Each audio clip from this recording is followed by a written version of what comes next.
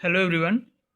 आज मैं आपको बताऊंगा कि टू नोडेड बार एलिमेंट इसको आप कैसे इसका शेप फंक्शन निकाल सकते हो। तो पहली तो बात है कि यहाँ पे आपको एक ऐसा बार या एक लाइन बनाना पड़ेगा जहाँ पे दो नोड रहेगा 1 और 2।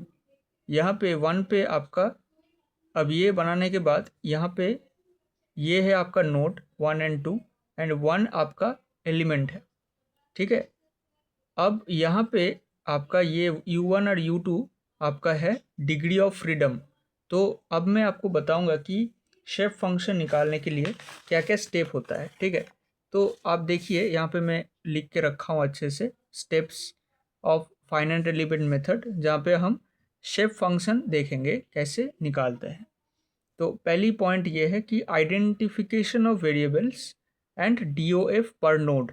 जैसे मैं आपको बताऊं कि लाइन एलिमेंट के लिए या बार एलिमेंट के लिए DOF जो होता है वो पर नोड 1 होता है। ठीक है, ये एक्सियल डिस्प्लेसमेंट है, तो एक्सियली आपका एक ही पर नोड डिस्प्लेसमेंट होगा, इसलिए DOF मतलब डिग्री ऑफ फ्रीडम पर नोड एक होता है। ठीक है, सेकेंड स्टेप आपका है divide the domain into finite number of सब डोमेन्स।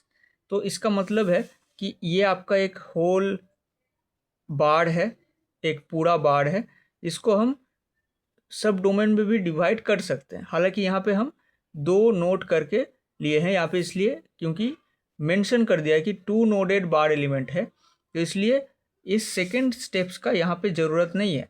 लेकिन कहीं कहीं पे बोला जाता है कि इतना नोडेड है, मान लीजिए बोला गया कि 3 noded bar element, then you have to add again another node just in the middle of this to.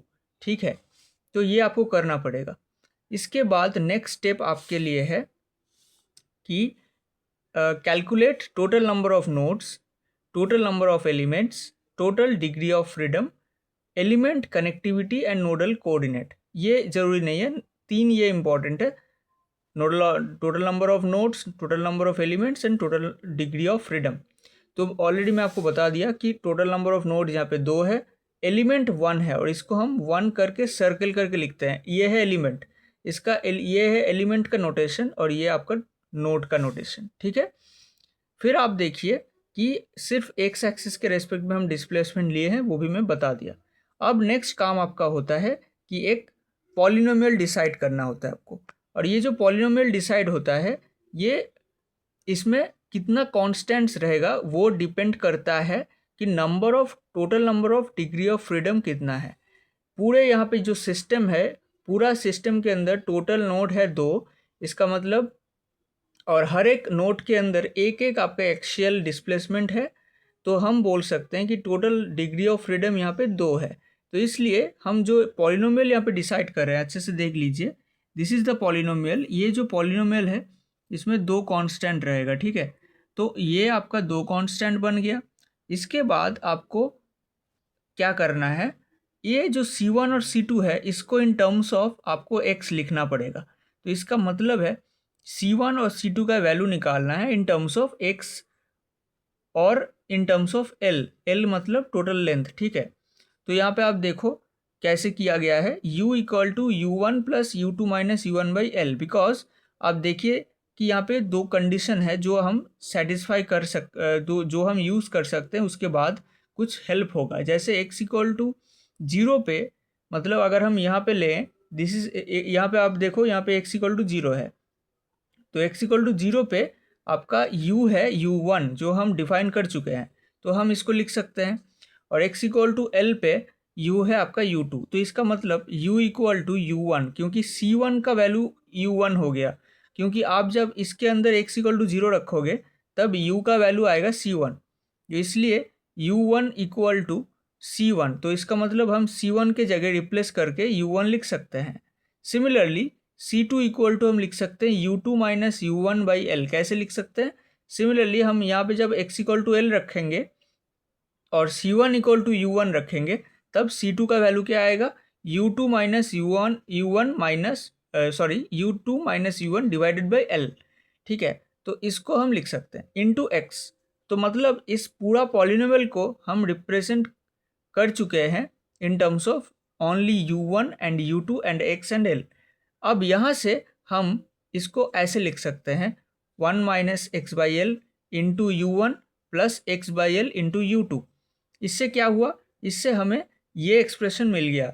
This is your final, this जो आपका इंपॉर्टेंट एक्सप्रेशन है जिसको हमें याद रखना पड़ता है कि U इक्वल टू क्या होता है N1 U1 and plus N2 U2, जहाँ पे N1 और N2 का मैट्रिक्स जो बनेगा यही आपका शेप फंक्शन कहलाएगा। तो इसका मतलब हमें अल्टीमेटली ऐसा कुछ फिगर, ऐसा कुछ देखने लायक कुछ इक्वेशन या एक्सप्रेशन निकालना पड़ता है, और इसको निकालने के तुरंत बाद आपको पता चल जाएगा कि N1 और N2 का वैल्यू क्या है, क्योंकि यहाँ से ही आपको पता चल गया है दिस इज़ योर N1 और ये आपका N2 है। तो मतलब ये आपका N1 हो गया, ये N2 हो गया, तो आप यहाँ पे N1 की जगह ये लिख सकते हो, N2 की जगह ये लिख सकते हो, ठीक है, एक्स बाई एल।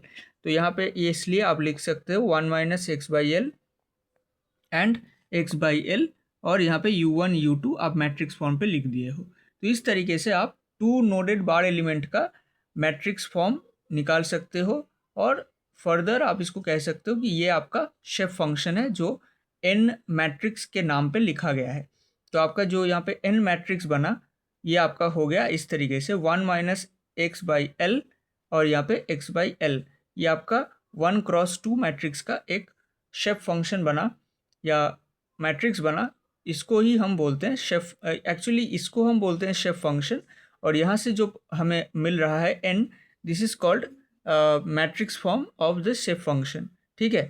तो यहाँ पे आपको अल्टीमेटली जो मिल गया 2 एलिमेंट विद नोडेड बार का शेफ फंक्शन मिल गया, ठीक है। इस तरीके से आप कैलकुलेट कर सकते हो।